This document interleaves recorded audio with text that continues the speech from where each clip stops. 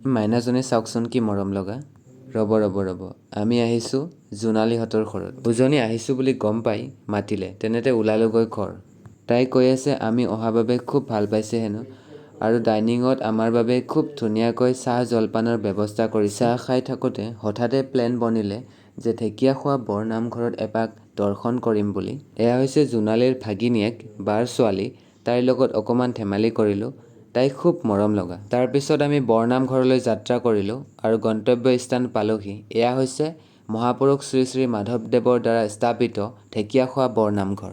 ইয়াত খুব সুন্দৰ শান্তি আৰু প্ৰশান্তিৰে সমৃদ্ধ এক পৰিৱেশ, য'ত মন প্ৰাণ সকলো প্ৰশান্তিৰে বিৰাজমান হৈ যায় আৰু ইয়াত আমি আশীৰ্বাদ ল'লোঁ, লগতে চাৰিওকাষ দৰ্শন কৰিলোঁ আৰু খুব সৌভাগ্য অনুভৱ কৰিছোঁ যে উজনিত এনেকৈ আহি হঠাতে কোনো প্লেন নোহোৱাকৈ নতুন তিথি নতুন বছৰত যে এনেদৰে গুৰুজনাৰ সেৱা ল'ব পাৰিছোঁ, তাৰ বাবে নিজকে বহুত ধন্য মানিছোঁ।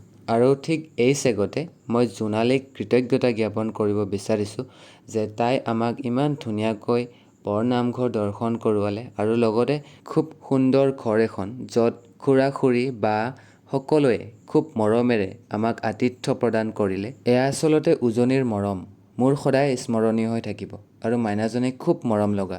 ধন্যবাদ।